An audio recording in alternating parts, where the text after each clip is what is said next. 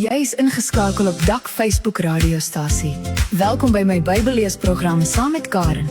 Geniet die saamlees en uitklaar van die skrifte en ook ons liedere waaruit ons kan leer. Saamleesprogram saam met Karen op die Dak Facebook radiostasie.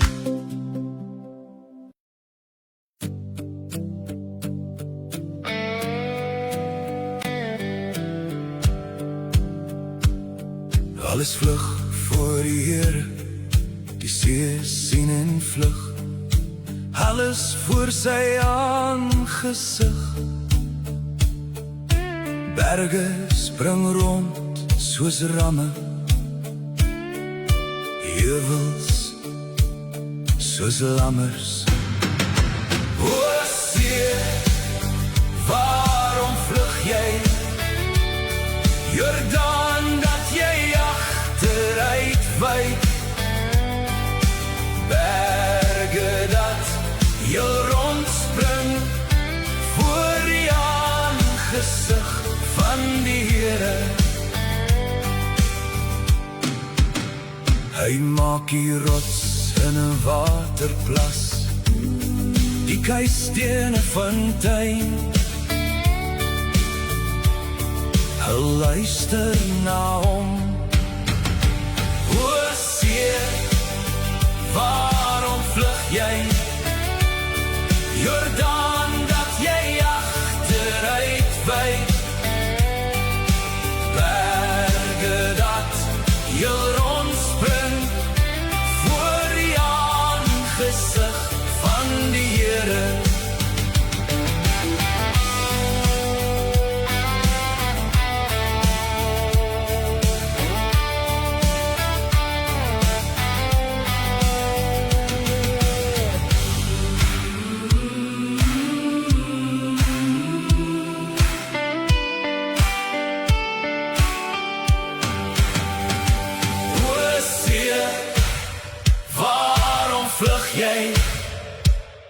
Jordaan, dat jy achteruit wyk. Berge dat jou rondspring voor die aangesig van die Here. O see, waarom vlug jy? Jordaan, dat jy achteruit wyk. Berge dat jou rondspring voor die aangesig van die Here.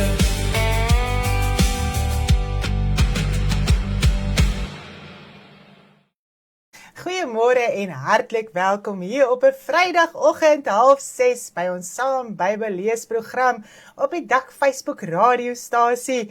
U is baie welkom vanoggend om saam met ons die woord van die Here so lekker te lees, deur te gaan en dan deel ons ook die skrif so 'n bietjie met mekaar om duidelikheid te kry oor alles. So baie welkom vanoggend en maak jou Bybel sommer oop. Ons gaan begin lees by Matteus 13 vers 54. Ons trek al lekker ver in Matteus. Is dit nie so 'n heerlikheid nie? Ons het hom so langsamerhand so deurgegaan en ons het soveel geleer die afgelope tyd. Ek dink ek kan met my saamstem. Wat 'n lekker Bybelstudie so in die oggend, so saam lees uit die woord van die Here uit. Nou, u is ingeskakel by die Dak Facebook radiostasie. Geniet dit vanoggend saam met ons. Wees deel, comment lekker. Ons hoop ons sien almal se comments vanoggend en so kan ons mekaar bemoedig en stig en aanmoedig vir ons dag om in te gaan. En ons prys die Here dat hy ons deurdra, spaar en dat hy ons help in alles wat ons moet doen. En vanoggend gaan ons eers lekker saam bid en die Here vra hom vir baie wysheid en insig ook weer vanoggend met die lees van sy woord. Dis sy woord wat ons lees. Dit is net so mooi om te dink, die grootheid van God, sy woord, sy liefde, sy handleiding, dit wat hy vir ons gegee het om volgens te kan lewe. Dit mag ons lees en dit mag ons met mekaar deel, sodat ons sekerheid kan hê in ons geestelike lewe. Ag, dankie Rohaidaatjie. Hy is so geskarrel in die oggend, ek weet nie so lyk ek nie. Prys die Here. Wie? Ag, dankie Dolaatjie, ons waardeer dit. ons waardeer dit.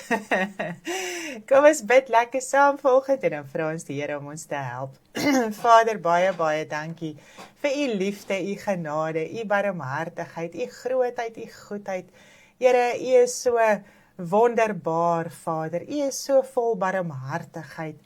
Here, u koninkryk is liefde. U is liefde. Alles in u koninkryk is net liefde, Vader. En Here, u gees wat in ons uitgestort word, se vrug is liefde. En ons kan dit uitleef en ons kan dit met mekaar deel en ons kan mekaar lief hê en omgee en Here, mekaar Vader, uitsorteer en vir mekaar bid elke dag. Wat 'n voorreg is dit, Vader. Die vrug van u kan groei in ons lewe. Ons druk dit self dood met hierdie ou geaardheid van ons. Maar as ons kan toegee aan u, aan die vrug, aan u lewe, aan u krag en verstaan dat hierdie ou mens van ons moet doodgaan, Here. Ons moet groei in die dood van die Here Jesus Christus. Ons moet daai nuwe lewe moet ons leef. Ons moet dit uitleef elke dag, Vader, tussen almal waar ons is, waar ons gaan, Vader, dat die lig net daar sal wees. In ons werksplek moet ons die lig wees, baie keer sonder woorde, net ons voorbeeld moet daai lig wees, Vader. Help ons asseblief vandag. Geef ons die krag, die wysheid, die insig oral, Vader, waar ons is.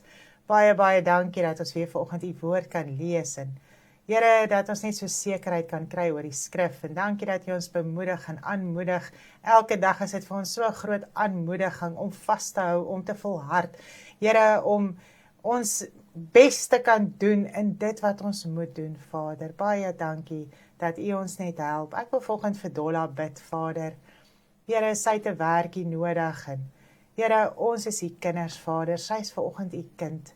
Wat voor u is, wat bid, wat vra, wat smeek. Here, en ek wil bid, Vader, dat u haar sal raak sien en dat u vir haar die regte werkie sal gee. Vader, dit waarna haar hart uitroep, u weet, u ken al haar behoeftes vanoggend, u ken, Here, die uitroepe voor u, u hoor haar gebede, Vader, en ek dank u dat u vir haar die regte pad wys en dat sy sal weet wat om te doen, Vader. Baie, baie dankie daarvoor. Ons as broers en susters wil net vanoggend saam met ons sussie bid, wat in hierdie geweldige druk sit. Amen. Ons loof u, Vader, ons loof u, Here, dat u haar help, dat u antwoord, dat u uitkomste stuur. Ons loof u net, Vader, en ek wil bid vanoggend, dat u ook sal help, terwyl ons die woord so lees, en met mekaar deel, en bemoedig, en stig, en aanmoedig. Ag, Here, ek hoor, al gaan baie van ons broers en susters deur soveel geweldige druk, die woord dra hulle deur. Here, die woord is daar, Vader, wat ons van kan eet elke dag. Dit is waaruit ons lewe, die opgewondenheid gaan oor die woord, Here. En ons dank u daarvoor, Vader. Ons loof en ons prys u, dat u ons net help volgens met wysheid, insig, kennis, verstand. Here, om dit weer so te kan deel. Geef vir my man ook die wysheid. Baie dankie ook vir hom. En ek loof en ek prys u daarvoor in Jesus naam. Amen. Prys die Here, wat 'n heerlikheid om so vir mekaar te kan bid. Bly vir Dolletjie bid, dat die Here ook vir haar 'n werkie voorsien. Loof die Here. Nou, ons gaan vanoggend oorgaan na ons skriflesing toe. Kom ons kyk gou, waar is dit nou? Daar is hy. Matteus 13, vers 53. Nou maak ek dit kleiner. Seriously, Karentjie. Daar is hy nou vers 53. Dus so maak jou Bybel oop. Lees saam met my vanoggend. Ons gaan net so lekker deurlees deur dit wat ons gaan lees vanoggend. En toe Jesus hierdie gelykenisse geëindig het, het hy daarvandaan weggegaan. En hy het in sy vaderstad gekom en hulle geleer in hulle sinagoge, sodat hulle verslae was en gesê het, waar kry hy hierdie wysheid en kragte vandaan? Is hy nie die seun van die timmerman nie? Is die naam van sy moeder nie Maria en die van sy broers Jakobus en Joses en Simon en Judas nie? En sy susters, is hulle nie almal by ons nie? Waar kry hy dan al hierdie dinge vandaan? En hulle het aanstoot aan hom geneem, maar Jesus sê vir hulle, 'n profeet is nie geëerd nie, behalwe in sy 'n profeet is nie ongeëerd nie, behalwe in sy vaderland en in sy huis. En hy het daarvan wie hulle ongeloof nie baie kragte en dade gedoen nie. En hy het op 'n paar plekke gesê dat 'n profeet is nie geëerd, by sy eie mense nie. Dis eintlik baie erg om daaraan te dink. Ek wil net gou so 'n bietjie vir ons die skrif verwysings hierso deel. Hy sê hierso in Markus 6 vers 4 en Jesus sê vir hulle, 'n profeet is nie ongeëerd nie, behalwe in sy vaderland en onder sy familie en in sy huis. Is dit nie so nie? Ons leer mos so mooi, jou huisgenote sal jou vyand wees. Baie mense sal sê, ag, is dit nie die en dit nie, hoe praat hulle nou sis en so en al die dinge, en dit is baie keer daai druk en vervolging wat ons ervaar as kinders van die Here. Jy word nie geëer in jou eie familie nie. Jesus Christus was nie eers geëer onder sy eie mense nie. En dan bly ons eer soek en dis waar ons begin seer kry, né? Ja, dis die ding, ons bly daai eer soek. Ons wil hê mense moet sê ons is so goed en ons dien die Here en ons is so wonderlik en al die dinge. Dit gaan nie gebeur nie, want onthou net, dit wat in jou is, oortuig die ander ou van sy sonde. Yes. Van sy lewe. En ons vat dit baie keer persoonlik. Maar die lig wat in jou is te erg vir die ander persoon wat dit nie wil aanneem nie. So daai persoon gaan jou vervolg, hy gaan jou sleg sê, hy gaan jou vals beskuldig, en dit is die heerlikheid van God wat op jou rus wanneer dit gebeur. Dan moet ons opspring en juig en sê, Here, ek verstaan, ek het die lig van U in my lewe, en dit is hoekom ek hierdie vervolging so deurgaan. Dan gaan probeer ons onsself vergeld, en ons probeer onsself laat geld, en ons probeer onsself beskerm, en ons probeer die evangelie beskerm, en ons gaan te kere, en dit gaan niks aan die saak verander nie, want die lig openbaar die duisternis in die ander persoon se lewe. Dis al wat gebeur. Hy sê in Johannes 4:44, want Jesus self het getuig dat 'n profeet in sy eie vaderland geen eer ontvang nie. Sê jy gaan nie die eer ontvang, jy mag glo vir my, wanneer iemand wel hulle harte vir die Here wil gee, gaan hulle jou eerste nader. En dis die heerlikheid. Dit is daai os wat aanhou en aanhou en aanhou, en almal sien, maar hierdie volharding in jou. En almal het baie respek vir dit. Alhoewel hulle jou nie gaan goed praat nie. So ja, ons moet verlief neem daarmee. En as 'n mens verlief neem daarmee, dan raak 'n mens sommer kalm oor al hierdie dinge. En jy besef, Here, elke ou moet hier net dien, en elke ou moet net by U uitkom, want ons raak kwaad vir mense, ons raak kwaad vir ons families, ons raak kwaad vir die wat ons ken by ons werke en al die dinge. Ons raak ongelukkig, omdat hulle nie hulle oë wil oopmaak en die Here dien nie. Yes. En dit is ons grootste probleem baie keer, en ek en Elmer het nou gister weer so lekker oor die foon gesels. Dankie vir almal wat so vrymoedig is om te bel. Dis so lekker, Dolla bel, en Elmer bel, en Koos bel, en almal bel, is net so lekker. So ja, dis 'n heerlikheid om so met mekaar te kan gesels. En ons praat weer gister so dat daai kwaad van 'n man, daai geaardheid wat ons mee sit, ons raak so ongelukkig, ons raak so kwaad, en net jy is ongelukkig, en net jy is kwaad. En dit verander niks aan die ander persoon se lewe nie, dit dryf hulle net weg. Want nou kom ons met hierdie krag oor, krag en geweld, want dit is met kwaad wat 'n mens oorkom, met ongelukkigheid. En as ons net kan besef dat elke ou moet sy lewe in besit neem, dit gaan oor niks anders nie, maar ons as kinders van die Here moet getrou bly om te bid. En dis wat ons kan doen, en die voorbeeld uitleef, en die vrug uitleef, sonder woorde baie keer, dat ander dit kan sien en daarvan kan eet. Kom ons gaan oor hier na Matteus 14 toe, vanaf vers 1, gaan oor na die volgende hoofstuk toe, Matteus 14 vanaf vers 1. En in daardie tyd het Herodes die viervors die gerig van Jesus gehoor, en aan sy knegte gesê, hierdie man is Johannes die Doper, hy het uit die dode opgestaan, en daarom werk die kragte in hom. Want Herodes het Johannes gevang, hom geboei en in die gevangenis gesit vanweë Herodias, die vrou van Filippus, sy broer. Want Johannes het vir hom gesê, dit is u nie geoorloof om haar te hê nie. En alhoewel hy hom wou doodmaak, het hy die skade gevrees, omdat hulle hom vir 'n profeet gehou het. Maar by die viering van die verjaarsdag van Herodes, het die dogter van Herodias voor hulle gedans en Herodes behaag. Daarom het hy met 'n eed beloof om haar enigiets te gee wat sy sou vra.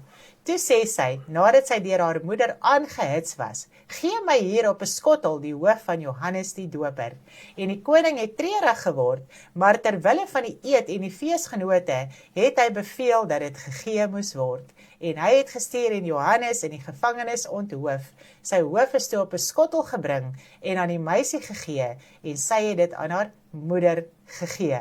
En sy disippels het gekom en sy liggaam weggeneem en het begrawe, en hulle het gegaan en dit aan Jesus vertel. So, Johannes die Doper het hier vir Herodes gesê, jy kan nie die vrou van jou broer vat nie, Herodias. En hy woedend geraak vir Johannes. Want dit is my so mooi eintlik om te besef dat elke ou weet die verkeerde wat hy doen. Is dit nie so nie? En dan raak jy kwaad vir die persoon wat jou reg help. Dit is maar net so. By ons as kinders van die Here operate ook so. Dat jy weet waarmee jy besig is. Jy weet wat jy verkeerd doen. Maar baie keer daai vermaaning wat na jou toe kom, kan ons nie hanteer nie. Mens raak baie keer woedend vir daai vermaaning wat na jou kant toe kom. En dit was so erg geweest dat Herodes vir Johannes in 'n gevangenis geneem het. En op die ou einde van die dag is Johannes onthoof. Maar natuurlik moes dit gebeur want die Here Jesus Christus se bediening moes verder gaan. Johannes moes uit die pad uitkom, want hy het die pad kom oopbreek. Hy het die pad vir die Here Jesus Christus kom oopmaak. Hy het die vergifnis kom verkondig aan die mens, want daar was nie vergifnis gewees nie. So ewe skielik kom hy en hy verkondig bekering, en deur bekering is daar natuurlik vergifnis. So dit moes al die mense hart oopmaak vir dit wat die Here Jesus Christus kom doen op die aarde. Hy het kom sterf, hy het die versoening kom doen, hy het die vergifnis kom bring, hy het die duiwel kom oorwin, hy het die gevangenisse kom losmaak uit die gevangenis uit. So sy tyd was klaar gewees, hy moes sterf, sodat die Here Jesus Christus se bediening ten volle na vore kon kom.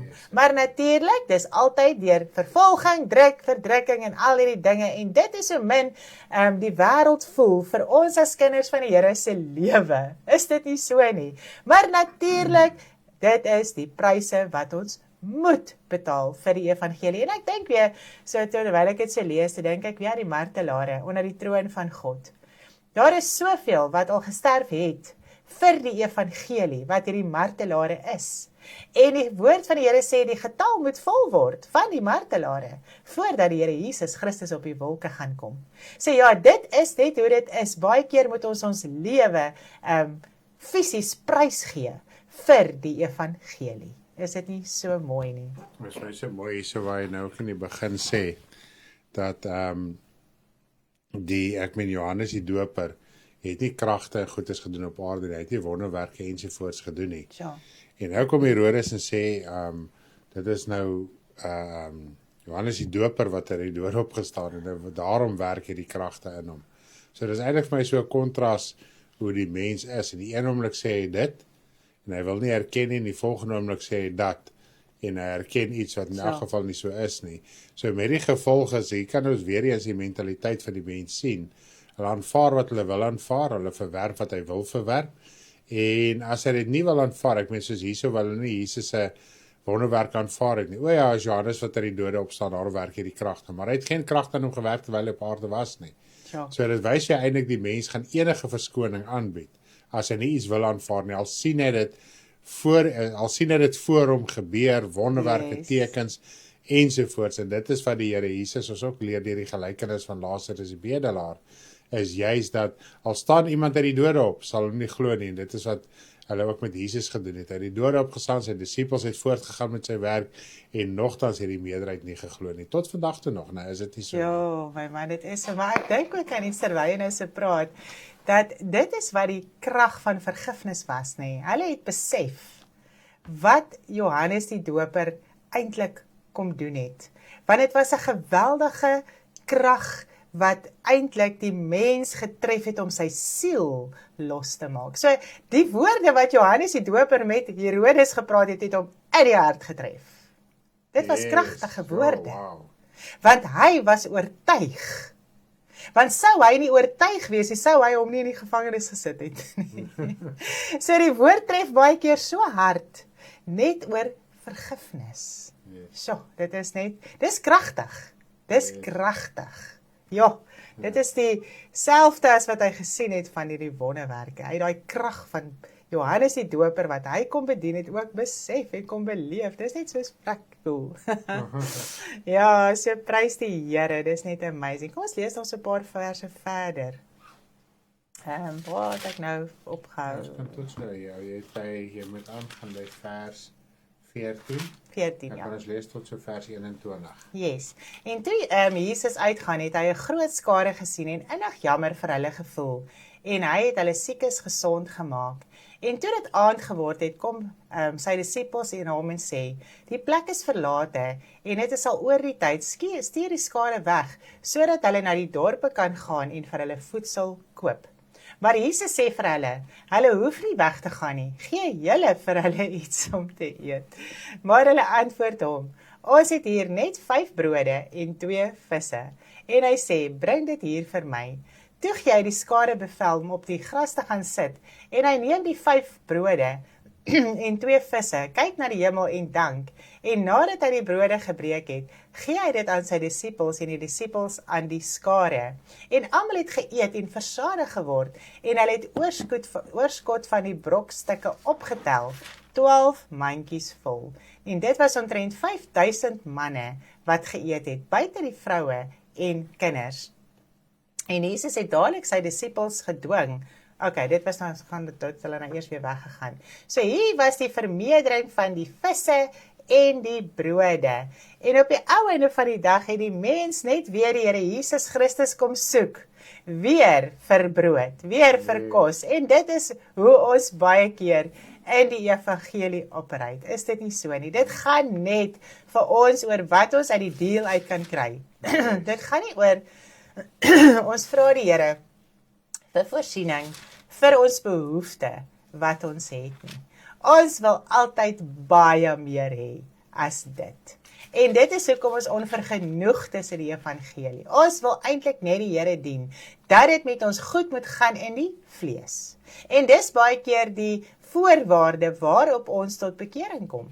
My lewe is in 'n toestand, ek het dalk nie in die vlees nie, en nou voel ek as ek die Here gaan aanneem, gaan hy vir my baie gee. En dit is hoekom 'n mens baie keer die Here aanneem, met daai motief in jou hart. Dit is hoekom ek baie keer nie lank hou nie. Want kom daai druk en verdrukking en vervolging en al hierdie dinge, dan val daai ou sommer baie vinnig weg. Of die sorge van die lewe en die genot en die genietinge en die rykdomme en die dinge, druk die saad in mense dood. Dit verstik die woord, dit maak die woord dood in mense. En dit is baie keer daai motief in jou hart. Hoekom kom jy na die Here toe? Hoekom het jy die Here Jesus Christus aangeneem in jou hart, sodat jy die Heilige Gees kan ontvang? Was dit gewees uit die motief uit dat my lewe net beter moet wees? Dat hy nou net vir my moet gee, dat ek nie meer so moet suffer op hierdie aarde nie? Of het 'n mens besef, my hart, my innerlike het vergifnis nodig, want ek gaan hel toe in die toestand waar ek sit. My innerlike moet genees. Ek het soveel seer en pyn en dinge opgedoen in die wêreld wat genesing moet kry, wat verlossing moet kry. En dit is hoekom ek my hart oopskeer om by die Here uit te kom. Of gaan dit net daaroor dat 'n mens se lewe moet verander? So mevrou, dis 'n baie mooi ding wat jy daar sê, want ek meen jammer, wedergeboorte, ons besef nie eintlik wat so wonderwerk in ons lewe plaasgevind het. Dis die ding.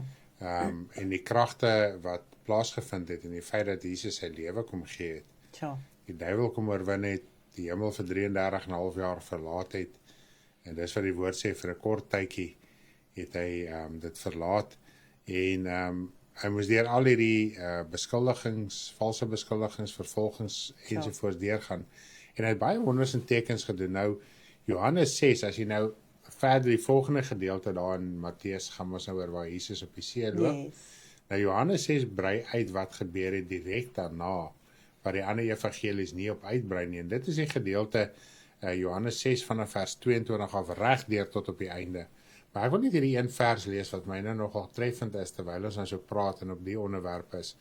Jesus antwoord en sê: Voorwaar ek sê vir julle soek my nie omdat julle tekens gesien het nie, maar omdat julle van die brode geëet en versadig geword het. So hier het my nou nogal getref en dink ek, Here, hulle het nie gevolg omdat hulle die tekens gesien het nie. So die wonderwerke wat Jesus gedoen het, het nie hulle hart verander nie.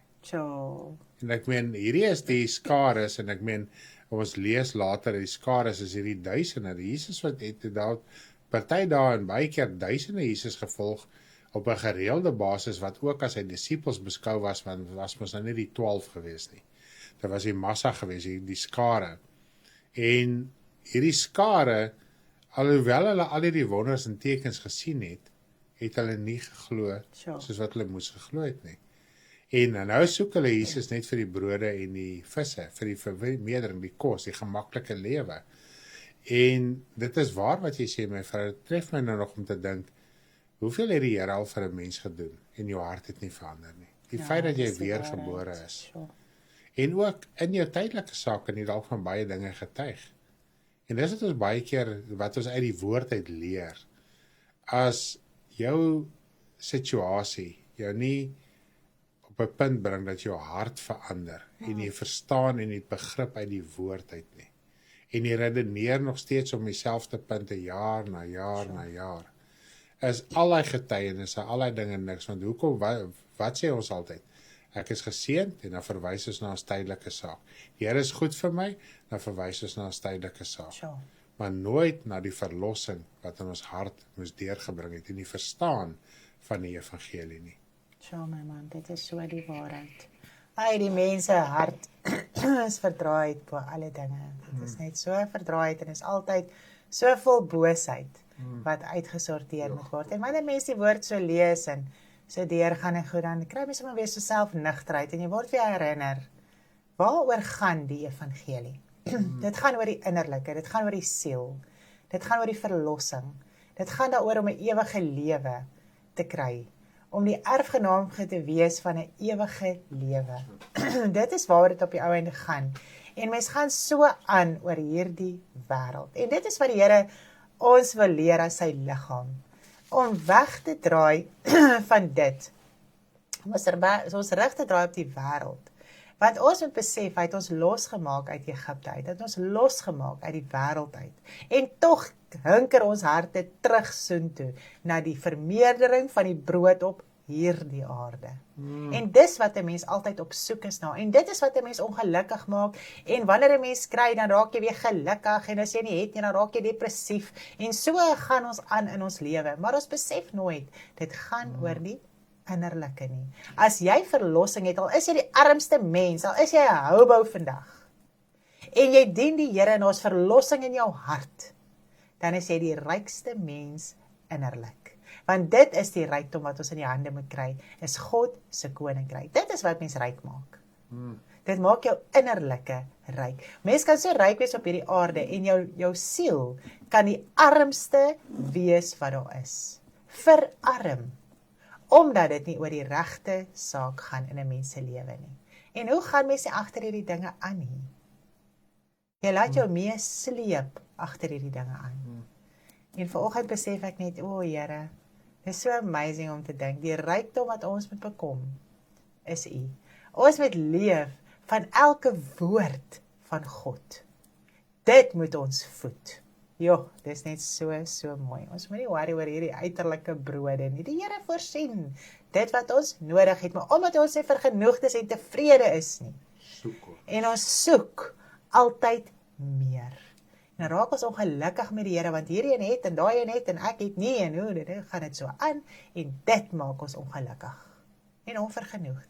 En Godsaligheid saam met vergenoegdheid is 'n groot wins in God se koninkryk. Dis jou wins. Dis jou profit. Prys die Here. Baie dankie dat jy vanoggend weer saam met ons gelees het. Ons gaan maandag weer verder. En dan gaan ons lees hier van vers 24 af, van vers 23 af.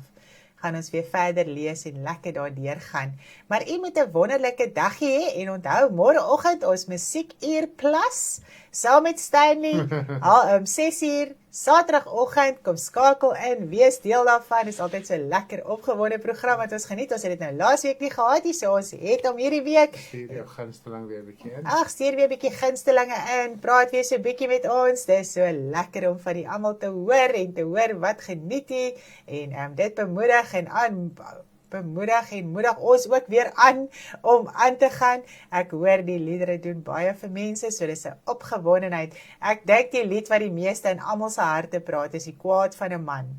As ek met iemand praat, dan sê hulle, daai lied van die kwaad van 'n man, praat elke keer met my. En dit is so wonderlik, want dit is die woord wat met ons praat. Dis nie net 'n lied nie, maar die lied leer ons. Van die woord. En elke keer as jy wil ongelukkig raak, dan, die kwaad van 'n man bewerk nie die geregtigheid van God nie. Dan byt jy sommer op jou tong en op jou tande en alles, en jy switch jou hele attitude, en jy weet, dit waar ek nou mee besig is nie reg nie. So ja, dit was hulle groot aanmoediging vir baie mense, loof die Here. So ons sien mekaar môreoggend, Musiekuur Plus saam met Stanley, Saterdagoggend 6uur skakel in, en u moet 'n wonderlike dag hê. Lief vir almal, en ons gaan sommer net weer so 'n bietjie hoor hoe wonderbaar is hy. Dis net so 'n heerlikheid. Bye bye. Loof die Here, o my siel. Loof sy grootheid, wonderbaar is hy. Here, loof, hy maak los, hy maak vry. Halleluja, wonderbaar is hy. Koning in ons harte, word verheerlik. Halleluja, halleluja, wonderbaar is hy. Hy red die siel, hy verlos die hart. Halleluja, loof die Heer, wonderbaar is hy.